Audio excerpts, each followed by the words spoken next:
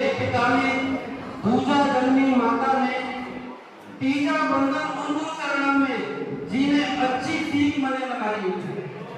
आदरणीय प्राचार्य महोदय एवं समस्त शिक्षकगण और मेरे प्यारे भावी शिक्षक साथियों, आप सभी को नमस्कार। आज इस विदाई समारोह पर तो हर कोई बात कर रहा है, लेकिन मैं इसे कुछ थोड़ा अलग बातें करूंगा। समाज की वर्तमान परिस्थितियों को देखते हुए मेरा जो आज बोलने का विषय है वो है शिक्षा का है और संस्कार नहीं हो रहे हैं। मैं वो घटनाओं के माध्यम से अपनी बात रखने की कोशिश करूंगा जिससे यह पूरी तरह से होता है कि शिक्षा तो है पर संस्कार नहीं हो रहे हैं। मैं बात करना चाहूंगा गुजरात के राजकोट में रहने वाली एक स्कूल अध्यापिका जयश्री बहन की जीवन की कहानी से। दुनिया की हर मानने वाला उस माने भी सपना देगा कि अपने बेटे को पढ़ाऊं लिखाऊं, अच्छी तालीम दूं। बेटा भी सफल हुआ, प्रोफेसर बना, डॉक्टर वैसे शादी हो गई, अच्छा खासा परिवार चल रहा था, घर में पैसा भी कोई कमी नहीं थी। लेकिन बड़ा दिन आए कि उस भक्ति माँ का मरवा मान गया, पहले ऐसे सुबह हाथ पैरों में काम करना बंद कर दिया। बीमारी के दिनों में प्रोफेसर साहब ने भक्ति माँ को सारा लेकर खड़ा किया। माँ बड़ी खुश हुई कि मेरा बेटा मेरे बुढ़ापे की लाठी बन रहा है। बेटा उस माँ को धीरे धीरे सीढ़ियों के रास्ते छत पर ले रहा था। माँ बड़ी खुश हुई कि मेरा बेटा मुझे बहुत दिखाने के लिए मिल रहा है। लेकिन छत पे जाने के कुछ समय बाद उस बेटे ने माँ को गोद में उठा लिया।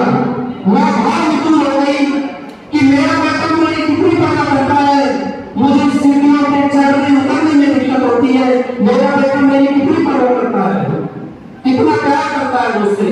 लेकिन उसके बाद जो हुआ, आप सब हाथ उठाकर दुआ करना कि दुनिया का कोई भी इंसान ऐसा ना करे। उस प्रोफेसर साहब ने अपनी माँ को 4 महीने मकान से छत से नीचे गिरा दिया। बूढ़ी माँ की समझ पाती, उससे पहले बूढ़ी माँ की जिंदगी खत्म हो गई। बूढ़ी माँ की जिंदगी खत्म हो गई। लोगों को लगा कि बूढ़ी माँ छत से गिरती मर गई, लेकिन कई महीने बाद पुलिस जांच पड़ताल एवं सीसीटीवी फुटेज से पता चला कि बूढ़ी माँ मरी नहीं थी, प्रोफेसर बेटे के द्वारा मारी गई थी। प्रोफेसर बेटे के द्वारा मारी गई थी। तो फिर पुलिस पूछताछ में प्रोफेसर साहब ने बताया कि मैं बूढ़ी माँ की बीमारी से तंगा गया था, इसलिए इस आफत से पीछा छुड़ाना चाहता था। एवं की तारीख दस्तूर में बदली, बुनियाद रिश्तों की महक दस्तूर में बदली। बुजुर्गों को फकत आफत समझ बैठी औलाद आदम की बड़े पहलुओं में बदली। 9 महीने तक पेट में बढ़ने वाली उस माँ को प्रोफेसर साहब 2.5 महीने की बीमारी तक नहीं देख पाया। विज्ञान कहता है कि यदि किसी इंसान को मौलिक जीवन का जन्म दिया जाता है तो उसकी मौत हो सकती है, लेकिन जब गर्भवती माँ अपने बच्चे को जन्म देती है तो वो बाहर किसी मतलब से कर जाती है। वो इसलिए करती है कि उसके घर में एक बच्चा आएगा, नन्हा मुन्ना, किंतानियां बोलेगी, लेकिन वो पता लेकर जब अपनी माँ के ये सलूक करता है तो उस माँ से क्या बचती होगी। ऐसा ही कुछ मुंबई की शादी बहन के साथ हुआ। उसने अपने बेटे को अच्छी तालीम हासिल करने के लिए अमेरिका भेजा, प्रोफेसर बना, लेकिन घर लौटकर वापस नहीं आया। एक रोज बूढ़ी माँ बिस्तर पर पड़े मर गई। बेटे ने 1.5 साल तक कोई खबर नहीं ली। 1.5 साल बाद जब लौटा तो उन दोनों की किस्मत की तरह एक खोखला हड्डियों का ढांचा पड़ा था। ऐसी अनेकों घटनाएं आपने समाज में सुनी होंगी। हाल ही की चर्चित घटना आपके पास है। किसी मासूम लड़के को बल में बंद करके मार दिया जाता है। किसी लड़के को पहाड़ी से धक्का देकर मार दिया जाता है। एक आध घटना हुई होगी तो कहा जा सकता था कि उस मनुष्य मानव में कुछ फर्क रहा होगा, कुछ विवाद रहा होगा, लेकिन ऐसी घटनाएं बहुत सरकार हो रही है। अखबार में रोज यही खबर है। और इन घटनाओं की दुखद समानता यह है कि यह उन घरों में घटित हो रही है जिनमें बच्चों ने बहुत अच्छी शिक्षा हासिल की है। अब प्रश्न यह उठता है कि ऐसी घटनाएं हो तो रही है, तेजी हो तो रही है, सभ्यता हो तो रही है। दरअसल हम जिस वजह से अपने बच्चों को पालते हैं, उन्हें सिर्फ तालीम देते हैं, उससे बच्चे प्रोफेसर, इंजीनियर या डॉक्टर तो बन जाते हैं, लेकिन इंसान नहीं बन पाते। इस पर कि मैं शिक्षा नीतियों को रोकने के लिए यहाँ खड़ा नहीं हूँ। दुनिया के हर देश में शिक्षा नीतियाँ इसी तरीके से काम करती है। अकादमिक शिक्षा का संस्कारों के सीधे तौर पर कोई लेना नहीं है। संस्कार देने का काम उसका परिवार करता है, उसके माँ बाप करते हैं, समाज करता है। और यदि संस्कार नहीं हो रहे हैं तो इनमें जिम्मेदारी उन्हीं की होती है। बच्चा संस्कार कहाँ से सीखता है? घर से तो सीखता है। पहली बात तो यह बच्चों को घर में ही नहीं रखा जाता, और रख लिया जाता है तो स्कूल में और घर में कोई फर्क नहीं समझा जाता। संस्कार सिखाने की उम्र में हम बच्चों को रट्टा मारकर सिखा रहे हैं। एक रोबोट की तरह, एक मशीन की तरह बच्चे को प्रोग्राम कर रहे होते हैं, और 20-25 साल बाद उस मशीन में रिश्ते, संवेदना, प्यार, सम्मान खोजने लगते हैं, और जब नहीं मिलते हैं तो परेशान होते हैं। तारे जमीन पर फिल्म का वो दृश्य याद कीजिए, जब माँ बाप बच्चे को बोर्डिंग स्कूल में छोड़कर जाते हैं तो बच्चा पल्लू पकड़कर रोता है कि भीड़ में यूं ना छोड़ो मुझे, घर लौटकर भी ना आ पाऊंगा, क्या इतना बुरा हूं मेरी माँ, क्या इतना बुरा मेरी माँ।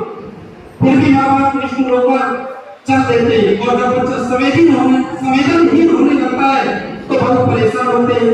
मैं ऐसे अनेक लोग जानता हूँ जिनको उनके माँ बाप ने 7-8 साल की उम्र में घर से दूर अच्छी तालीम हासिल करने के लिए भेज दिया। इस बात में कोई सवाल नहीं है कि वो अच्छा भविष्य बना लेंगे, अच्छा कैरियर बना लेंगे, लेकिन एक चीज जो मैं महसूस करता हूँ कि उनका उनके माँ बाप के साथ इतना रास्ता मजबूत नहीं हो पाता जितना समानांतर होना चाहिए। और यदि उनमें से 20-25 साल बाद अपने माँ बाप को घर से निकाल देते हैं या वृद्धाश्रम में छोड़ आते हैं तो मुझे इस बात से कोई असर नहीं होगा। करता था तो क्यों किया, अब तक क्यों पछताए? होया पेट बबूल का तो आम कहां से पाए? पहले जब प्यार होया ही नहीं, सम्मान होया ही नहीं, संस्कार होया ही नहीं, तो उसकी मिलने की उम्मीद क्यों करें? कह रहे जब काफी समय ले लिया है। अंत में चलते चलते इतना कहना चाहूंगा कि जैसे ही मैंने को छत से फेंके जाने के बाद कुछ समझ पाई या नहीं समझ पाई मुझे नहीं पता, लेकिन अगर आपके साथ ऐसा हुआ, भगवान ना करे आपके साथ ऐसा हुआ, तो अपनी आने वाली नस्लों को, आने वाली पीढ़ियों को, आने वाली औलाद को मशीन बनाने के बजाय इंसान बनाने की शुरुआत कर दीजिए। अब मैं साथी भारत शिक्षकों से कहना चाहूंगा कि आप सबके ऊपर सबसे बड़ी जिम्मेदारी है। यदि एक टू गलत बन जाए तो कुछ सावधानी होती है, चुपकी बात है। अगर गलती से कोई डॉक्टर बन जाए तो कुछ लोगों को इमारत के पास पहुंचा होता है, जल्दी इमारत के पास पहुंचने की कोशिश करता है, लेकिन अगर एक शिक्षक गलत बन जाए तो आप यकीन मानिए वो देश में ऐसी पीढ़ियों का निर्माण कर देते हैं जिससे देश या तो आगे जा सकता है या पीछे जा सकता है। मैं अपने बड़े साथियों से यह आशा करता हूँ कि आप जल्दी जाकर अपना शिक्षण कार्य पूर्ण रूप से निष्पक्ष तथा अनुशासित रहकर तथा आने वाली भावी पीढ़ियों का मार्गदर्शन करेंगे। इन्हीं शब्दों के साथ मैं अपनी वाणी को विराम देता हूँ। धन्यवाद।